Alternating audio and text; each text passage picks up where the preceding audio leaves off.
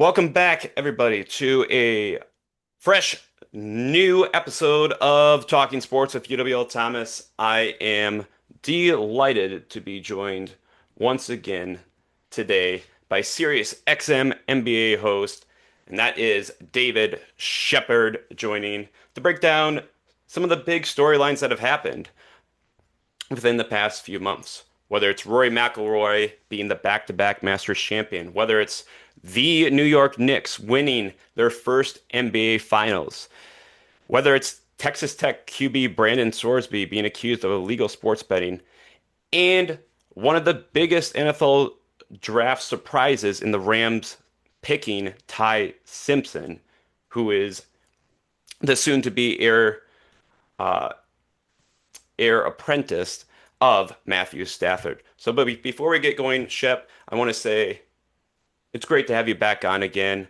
An early happy Independence Day, happy 4th of July to you. How are you doing, my friend? It's been a minute. How is Sirius XM MBA? How's that transition been? Let's start there, maybe.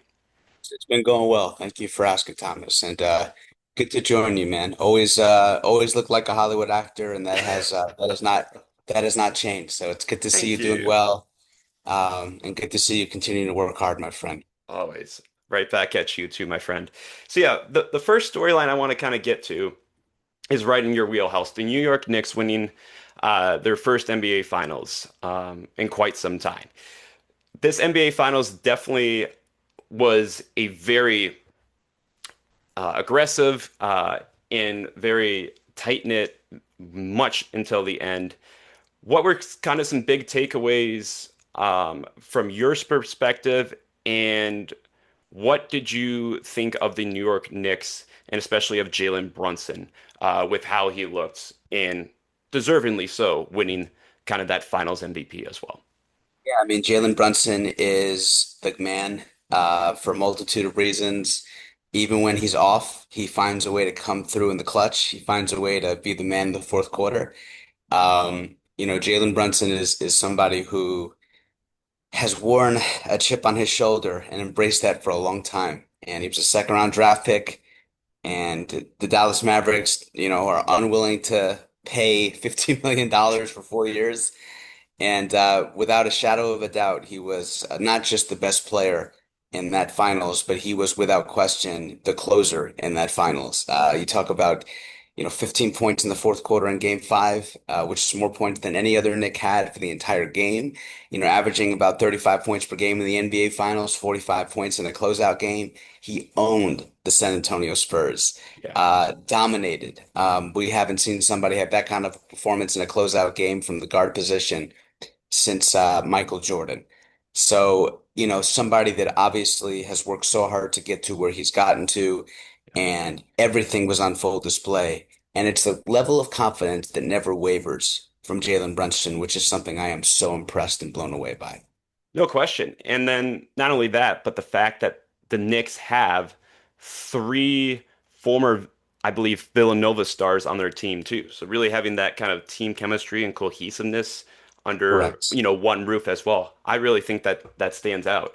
And, no question, New York fans partied very hard. And I'm sure you celebrated as well too. As I believe you are a New York Knicks fan. I mean, you can humbly brag. I can't remember, but it was very cool to see the Knicks, celebrating that. Some people obviously took it a little bit too far, so to speak, but very happy for that city, and very well deserved in that respect too. My next thing, and one I think we'll spend a little bit more time on here, is one that has considerably taken quite the shift, and that is Texas Tech QB Brandon Sorsby now really seeing the tale of his consequences, being accused of illegal sports betting. So ESPN recently, Jeb, as of this morning, even put out a timeline of kind of this saga, that happened. We go all the way back to January 4th of 2026, Sorsby committing officially. Then Cincinnati sues Sorsby over a alleged exit fee in federal court, and then we come all the way to April with Sorsby then entering that gambling addiction program, um, because it was discovered that he made thousands of online bets on a variety of sports via that gambling app. So, and then so on and so forth down the timeline to where we are right now, where Sorsby won't sue the NFL and now is prepping for the 2027 draft. Regardless, I just hit a few high points. What have you made of this situation? I know it kind of relates a little bit to the last time I brought you on and kind of dove into some of these big sports storylines too when we talked about Sharon Moore, when we talked about even Notre Dame football. And when they were complaining about not getting that college football playoff bid. So, what do you make of this whole sports betting situation with Sorsby? And do you think the correct leagues are handling it correctly? Kind of answer Yeah, those two Thomas, dice there. I'm gonna be honest with you. I'm so ingrained right now in the NBA. Yes. I'm not. It's not fair for me to give you an appropriate answer on how the NFL and the NCAA are handling Yeah. it. Because it just would I don't have enough information. Mm. And I always want to be honest and Of respectful to course. you. Of course. Here's what I will say about it. He's the number one player in the transfer portal. Hmm. He's somebody that, to his credit, has owned up to it, Yes. has taken accountability, and has said, look, I have a problem. Hmm. And if I wasn't caught, I would not have been able to really get to the root of it Hmm. and get to the bottom of this. You know, we just had a John Morant trade We did. to the Portland Trailblazers, and that obviously made a lot of news. Hmm. And the biggest concern about John Morant is not the talent, because it's still there. I don't think it's quite the way it was 3 years ago when he was All NBA second team. But the biggest concern about John Morant is the level of accountability, Yes. is the level of culpability and taking ownership of wrongdoing and wanting to be better because of it, and wanting to improve. And so with Sorsby, I can't speak to a gambling addiction. Clearly, he has one. I don't know what that's like, but I do know what it's like to own up to something you did wrong. Hmm. And I do know what it's like to own up to something that you're not proud of. Right. And for that, for him to really seem genuine about it and be looking forward and not holding a grudge, at least publicly not holding a grudge, and um, being, one track minded in terms of the future and looking to play in the 2027 NFL season and looking to be a part of that draft. It says a lot about his maturity. Hmm. It's unfortunate that because of so many gambling sites and so many gambling plugs and Hmm. so many league partnerships that are affiliated with gambling, that is so top of mind for so many people, especially that age. Yeah. When I was coming out of college, Thomas, when I was in my 20s, gambling wasn't nearly talked about with the frequency that it is today. Hmm. So it's everywhere. Yeah. So I'm surprised we don't see more of this. I'm not saying it's right that No. athletes are betting, but when they shouldn't be, but I'm surprised we're not seeing more of this. So I can't Agreed. answer, how the leagues should be handling it because I don't have enough information and details. But Yes. what I can tell you is I can recognize in an individual when they're showing growth and maturation right before our very eyes. Hmm. And the way that young man has responded to this blow, I give him a lot of credit, and I'm excited to see what he does in 2027 at the NFL. Yeah. No, no question. And I completely respect your very honest, thoughtful um, response to Scoresby too. Obviously, this is something that has very much evolved, and within the busyness of the sports world, we sometimes get pulled away to other storylines too throughout the time. And speaking of storyline, I really can't go further without talking about Giannis Antetokounmpo. This was a big one that did not exactly shock me, but considering all that Shams Charania was saying, leading up to it, I was kind of, I'm gonna be an honest man to you here, Shep. I was seriously wondering, is this actually real? Like, is this all just, a wash, so to speak? Is this just to put publicity out there? But nay, nay, it actually goes down with Giannis going to the Heat and the Bucks now really in a rebuilding era, in a rebuilding season. What did you make of the Giannis to the Heat trade, and where do you see, better yet, the Bucks in their new era now going from here? And how do you believe this trade best now helps the Heat in their re possible rise, to that next level in this very, very tough NBA? Well, I really like Giannis Antetokounmpo as a human being. It's very easy to root for him. Mm, Um, so I hope I'm wrong when I say this. I just don't see him being the same player he was 3, 4 years ago. I certainly don't see him being the same Giannis of 2021. mm, He's won one playoff game in the last 4 years. He has been more unavailable than available for his team the last couple of years. So I don't think Miami's getting a superstar. Now, if Giannis is healthy, he can still be a superstar level player. mm, But the problem is there's such a lack of availability. I also think from a Bucks perspective, they really dropped the ball. They allowed this situation to ultimately sink to where it sunk to mm, because you had Drew Holiday and you thought it would be a good idea to get rid of him. And what ultimately happens is he ends up on the Boston Celtics. In season one, they win a championship. You still got Chris Middleton. You trade away Chris Middleton for Kyle Kuzma. Completely, completely wrong decision there. mm, Then, when you fired Mike Budenholzer, you want to go in a different direction. You want more of a disciplinarian. You want somebody who's gonna, not be afraid to ruffle feathers. You get Adrian Griffin. He's doing a great job, especially as a rookie head coach, and you fire him in the middle of the season because he ruffled feathers, which is why you hired him in the first place. mm. So the Bucks on multiple levels screwed up the Giannis Antetokounmpo era in Milwaukee Yes. because he should still be there, as far as I'm concerned. In terms of where the Milwaukee Bucks are, they got some very nice young pieces. Yeah. That's Tyler Hero, who grew up in the area. Jaime Jaquez Jr., second and sixth man MVP voting. Yes, You sir. have an individual in Khalil Ware. They got some nice young pieces. You talk about Ryan Rollins. Like, Hmm. there's some, Kevin Porter Jr. We'll see what happens with that. Like, Yep. there's some good pieces here for sure. But obviously, you hit it on the head. It's a complete rebuild. Hmm. And then from Miami's, perspective, um, you re-signed Andrew Wiggins. We'll see what happens with Davion Mitchell. Norman Powell, I just saw is not going back to Miami. Um, so it's Giannis, Bam, Wiggins.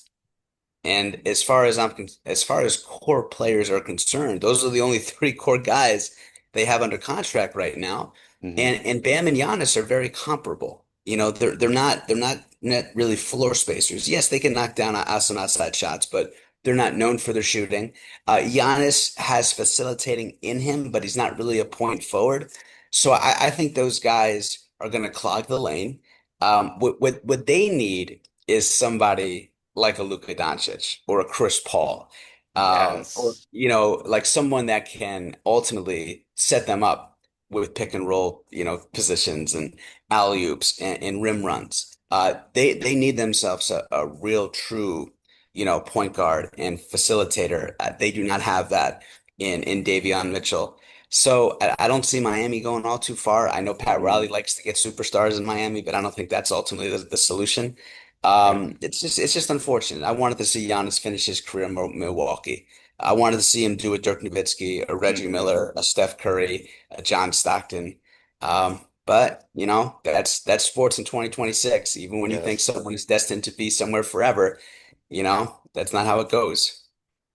You hit the nail right on the head, and it's a bummer for all of Bucks fans.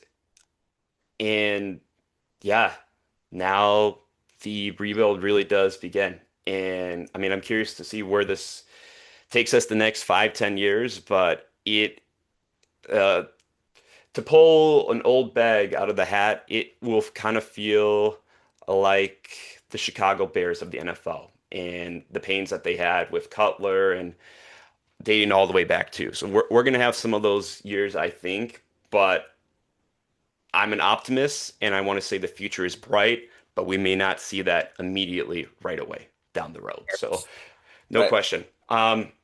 A couple more things for you, Shep, and I greatly appreciate your time too, and I want to absolutely respect it and honor that to a T. I know this obviously happened a little bit ago, but I really want to touch on this here quick. Rory McIlroy winning his back-to-back Masters champion. Yeah. I want to say that Rory McIlroy, in my humble opinion, being completely transparent and honest, is cementing himself in golf, which I personally love to watch as much as I can, especially on weekends too, on CBS Sports. He is really cementing himself as one of the top tier golf players. And we saw that like throughout the Masters. Like, they showed, his family and, friends and close colleagues watching all the way back from Ireland too, which is where I got to visit with my family in mid-May as well too. Beautiful, beautiful country of Ireland.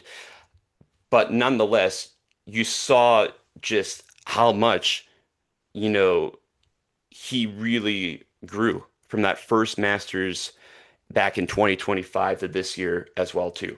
You saw, just his overall game just really see that rise from last year to this year too. So there's no question he deserved to be this year's Masters champion.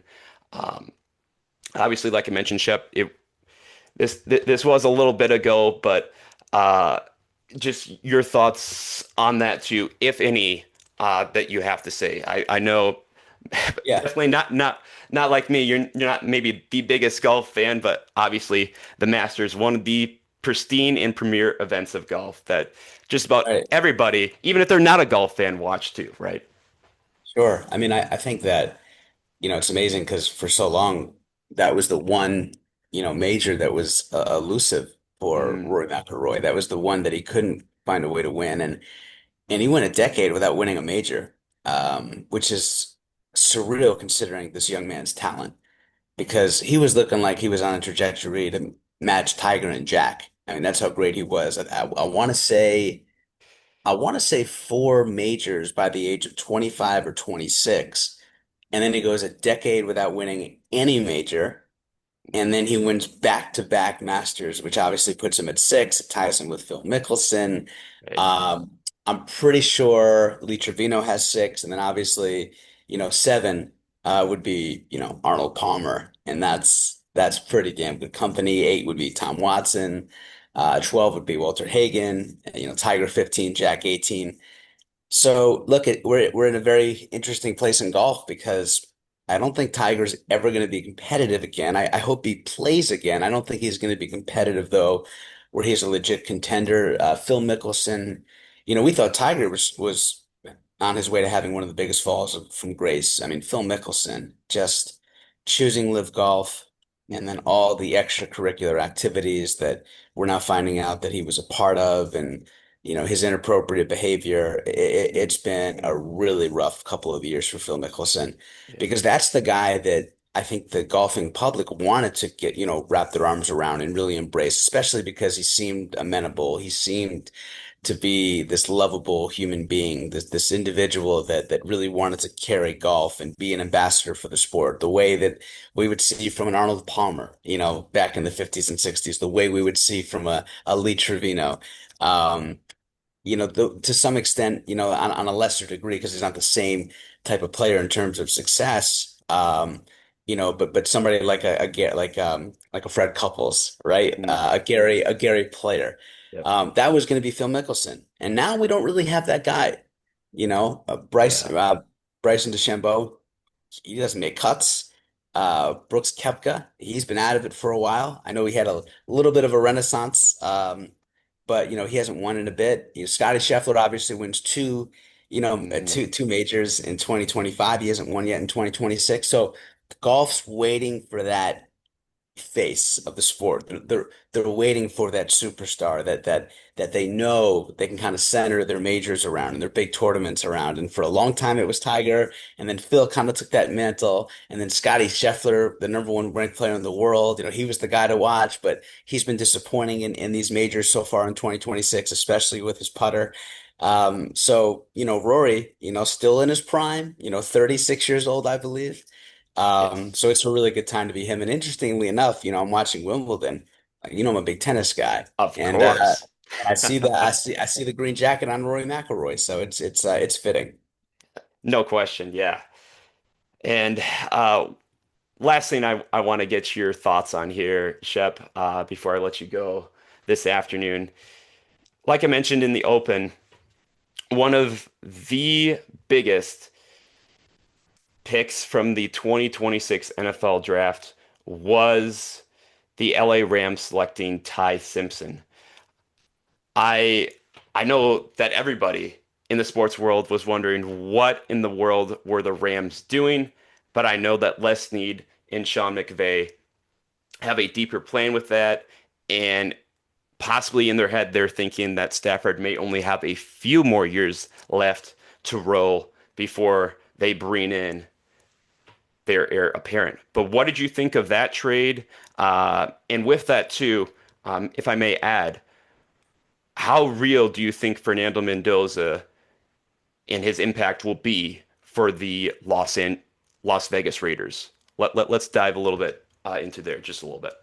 Yeah, well, I think Mendoza obviously is the real deal. Hmm.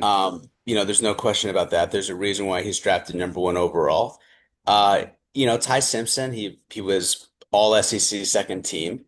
Um, But to your point, you hit the nail on the head, Thomas. Like, it's somebody who's going to be the heir apparent to Matthew Stafford. I don't think Matthew Stafford plays until his early to mid 40s, like an Aaron Rodgers, like a Tom Brady. I think he's got 1 or 2 years left.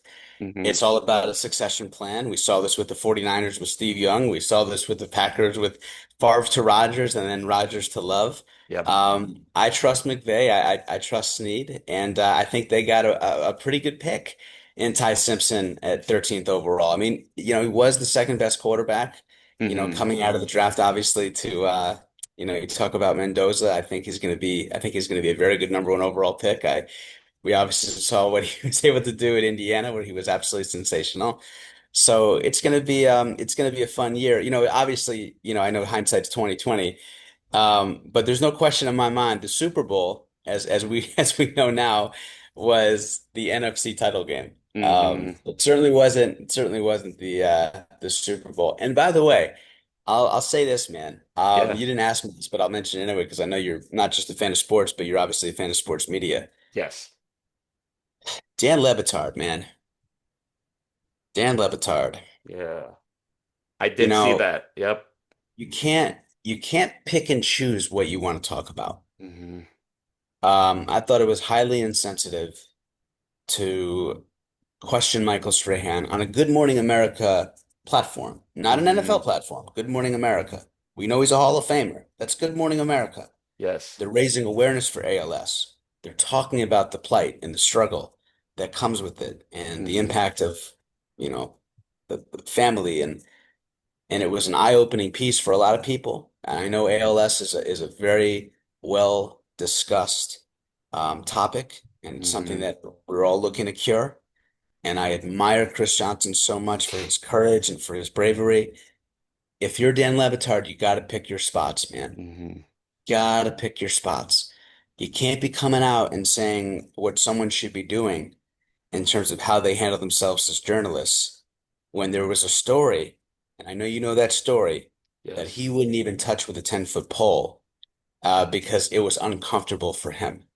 Hmm. So, we have an obligation, in our profession to be objective and to talk about stories, not because it's easy, but because that's what the stories are in sports. Hmm. And for someone that has his kind of perch and his kind of platform, to not want to not want to broach a topic, which I understand because he's Hmm. protecting a friend, but then to then call out Michael Strahan and ABC, because they don't want to talk about an element that has nothing to do with the interview. I just found that really struggling. And Mm, I admire Dan Le Batard tremendously. I think he's an yeah. amazing talent. I think he's someone that's built an empire. But that's just something I wanted to just kind of Hmm. say for you and for your platform because Yeah. I know we're always talking about sports media, and I'm not saying Dan does this all the time, but what I find so often in our industry is we talk about the stories we want to talk about, not Yeah. necessarily the stories that should be talked about. Hmm. Yeah. And that was sad to see, to have that come up um, when looking, recently at, what's been going on in sports, and especially the media scape too. Like, Right. just to be talking about such such a devastating, disease in that sort of manner is completely inappropriate and completely unacceptable. And like you mentioned, like there will be times where, you have to address the hard things going on. And your audience is listening, to every word that you say, right? No matter what topic you're talking about. And this is one that I believe he just took a little too far. And not just a little too far, but did it on a national stage, on a national morning show, in front of hundreds of thousands, uh, millions possibly people who watch GMA. It's a huge, morning show, and it does blow my mind a little bit. But like you mentioned, I know that he's much better than that, and I know that we can all learn something from that too, in the same t in the same manner of speaking. So let that be a lesson to pay close attention and really be mindful, watchful, and careful of your words at the same time too. So, well, Shep, I want to end on a little bit lighter note. Being that it is the 4th of July, I want to ask a very fun 4th of July kind of question. And that is, what is your favorite 4th of July food to celebrate the holiday? Is there a kind of tradition that Hamburger, you yeah, have? cheeseburger all day. Oh, oh man. I know for our family, we're going to be cooking up some bratwurst, which obviously in the Midwest, big time thing here, we got Sure. some burgers, we have some steaks, I think even that we're going to be doing. So it's always a great time. And I know personally how I believe the 4th of July is one of the most social holidays out there on the calendar. So I can't wait to just celebrate it with family and friends, man. And I hope you're able to do the same too.